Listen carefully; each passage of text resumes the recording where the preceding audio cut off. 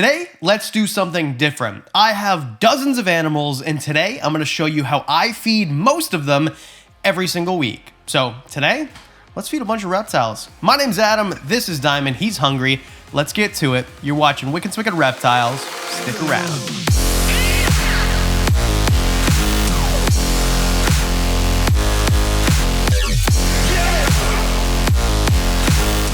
The idea with the omnivores and the geckos is to prepare the diet. So you prepare the diet, you stick it to the deli cups, and then you feed it to them. It's honestly the easiest, and that's why I think blue-tongue skinks, crested geckos, chihuahua geckos, basically anything that eats diets like this are so easy and such great pets. So the idea, and I learned this from Mason Barnes, so take different types of gecko food for your crested geckos, and these ones here, Gentle Geck, so I don't know if you've ever heard of it, newer brand, not a sponsor, they sent it to me and they're actually really great. The geckos seem to really like them, so put a bunch of different flavors into a condiment dispenser is what they're called. You can get them at the dollar store for $1 or on Amazon for $7, you choose. I'll put a link there anyway. And then you put some water in and you mix it up. And then you squirt it in here because to do every one and mix it up is just amateur hour. On the back of here, it'll tell you exactly how much the ratio, but I've been doing this for 10 years and you just kind of like mix it up a bit and you'll learn the ratio. So you can use a bunch of different things, RO water, something I'll use sometimes, or just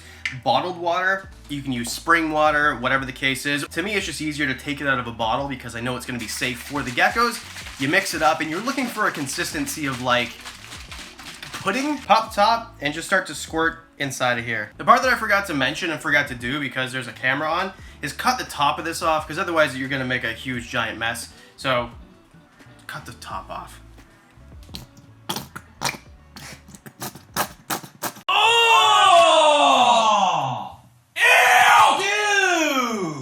Let's mix up the omnivore diet. So I've never tried this before.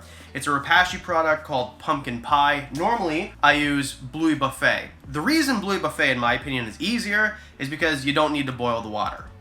Is that right?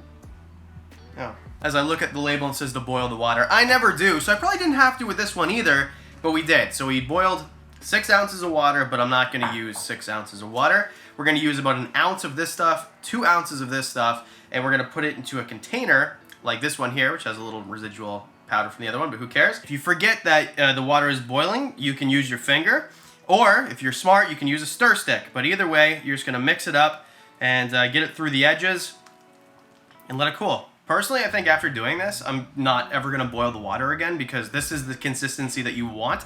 So the proportion is perfect, but it's just an extra step. It doesn't make sense. Part of the preparation, get whatever greens you're gonna feed, right? I've got a bearded dragon, I've got blue-tongue skinks that'll eat this stuff, and I've got tortoises that'll eat this stuff too. So get your greens mix ready. Now this is just a different mix of different field greens. You can go to the grocery store, buy a bunch of different field greens, mix them up. And I know it seems like I went to the store and bought a bunch of different things and put it into a bowl, but in actuality, I buy spring mix. And the reason I didn't show this in the first place is because it's gonna have a very scary word on the back of this. Spinach. It's gonna have a little bit of baby spinach, but it's such a minimal amount, and the normal spring mix that I buy doesn't even have the spinach in it, so you'll be fine. Spinach isn't supposed to be the part of a diet of a blue-tongue skink or a bearded dragon, but if you have a little bit, you're gonna be all right. Of course, mix it up. This is just one video. If you watch the video next week, I'd be putting blueberries in here and maybe a little bit of banana and things like that. And this is also gonna be for a monkey tail skink. Make your life easier, put everything in the bowl, and let's go downstairs. The reason I love feeding tortoises so much is because the recipe is really simple. You have to really measure out the greens and make sure you feed the exact amounts. Make sure that you have the right amount of endive and the right amount of collard. I'm just joking. You literally do that, and that is all.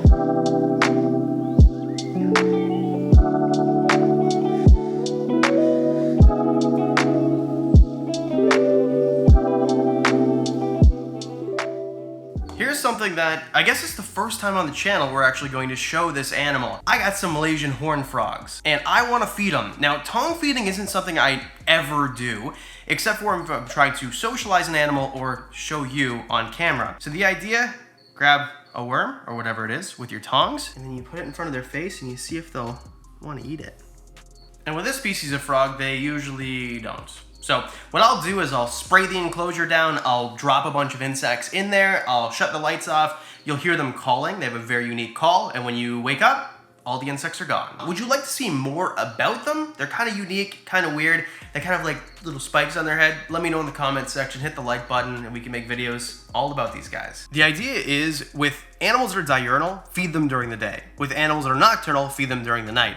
If you've got a big collection, that's not always feasible, so feed them somewhere close to dusk. That's what I like to do.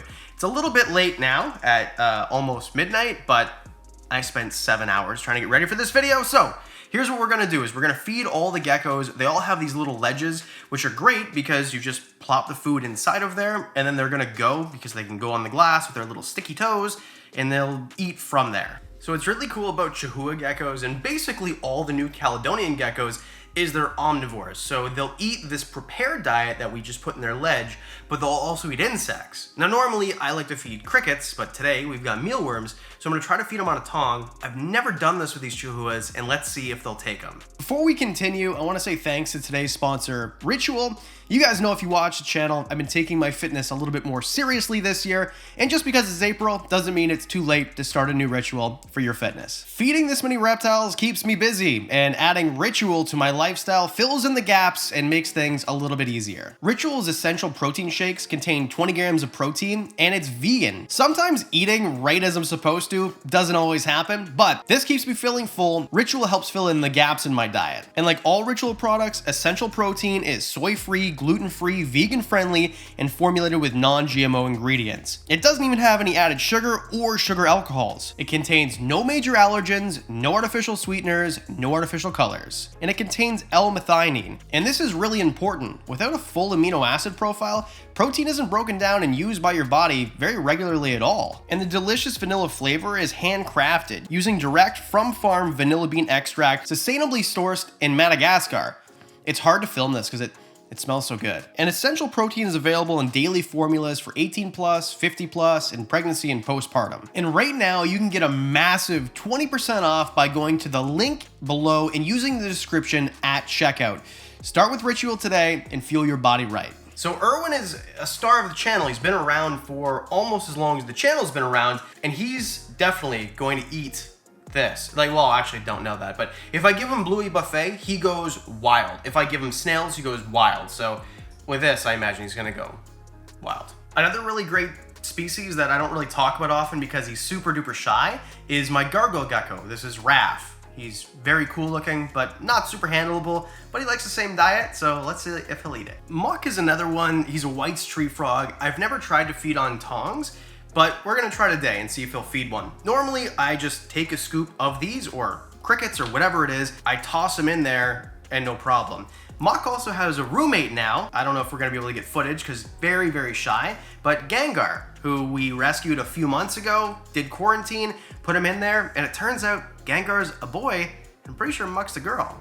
Another animal I don't talk about too often, just because she just got out of quarantine, is my Ackie monitor. This is Yellowackie, this is Susan, and another great one that I don't feed off of tongs very often, but when I do, it's a great opportunity to socialize with her, and that's why you see me handling her here, or petting her at least. Normally she doesn't really enjoy this, but if she's got a worm in her mouth, she seems like it's okay. Just to put your mind at ease, she is in this 36 by 18 by 1 foot tall enclosure. This is a quarantine enclosure. She's going into this enclosure instead, which is a 5 foot by 2.5 foot by 2.5 foot enclosure. We're gonna make a really deep sand substrate, or deep substrate, not just sand. So she has digging and all the Ackie stuff, but we'll do more videos about that. I'm just really excited about her. I wanted to show her to you, and we gotta get plants out of her actual enclosure. There are certain animals that just will not take off of tongs if you want to do this, and that's okay. This is Cheech, my oldest animal that I have in my entire house. Older than my oldest dog, who is now 11 years old. This is Cheech, he's 12,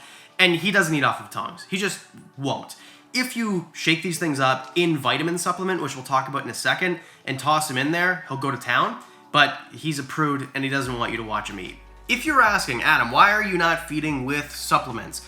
I feed with supplements nearly every feeding, but for things like this, I'm trying to simplify it, just show you. Normally what we'll do is a calcium with a vitamin D most of the time, and then calcium, depending on the species, then sometimes without, sometimes vitamin A if I'm feeding frogs. There's just so many variables, and to make this video fun, I didn't think it was important, so do your research and make sure you supplement correctly. I do, I'm just not showing it here because it's a longer discussion. Another thing you're gonna see is in some of the dart frog enclosures, there's these ugly, disgusting cups. These are fruit fly enclosures that are spent, but they still have some of the, I guess they're maggots is what they are, inside the bottom of them. So I let my frogs eat them because the frogs will still eat them. So I'll throw the whole cup in there. You'll see these smaller enclosures, they're baby frogs that were growing up. And then you'll see bigger enclosures like this one that has my Dendrobates azureus in them. And those are the enclosures that they're going to spend more time in, but we're moving these guys into a bigger bioactive.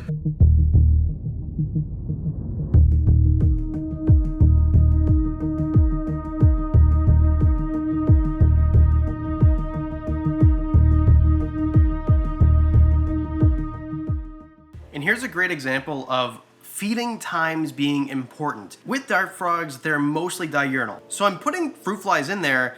During the day, if I did that, all 6 of them it would be wild. It's like piranhas to dead animals, whatever piranhas eat. Nice execution. You're doing terrific. These guys will do the same thing to fruit flies or even 1/4-inch crickets, but they're sleeping, so they'll catch them in the morning. The last one, and one that I'm excited about, is my monkey tail skink. Bruce is new, so he's in a tiny, way too small enclosure just for quarantine, just to make sure that he's safe to go downstairs. And then he's gonna go into a big 4-foot by 2-foot by super high enclosure. But what he eats is greens. It's interesting because most skinks are omnivores, or at least will eat some sort of protein matter. He's gonna eat these leafy greens and some of this banana. So there you go. That's how I feed most of my reptiles. You'll notice I didn't feed any snakes. Would you like me to? Should we do a video all about feeding the big snakes, the little snakes, all the snakes? Let me know in the comment section below. What was your favorite animal to see eat today? I'd love to know that too, so we can do more videos about them if you want. And as always, a special thank you to the Patreon supporters. You guys are freaking amazing. You get videos early. You knew about the Malaysian horn frog weeks ago. You know about some other animals we don't talk about on the channel. And for as little as $1 a month, you get discounts on the merch, all that stuff, and more. And because we do videos twice a week, that means I'll see you on Monday.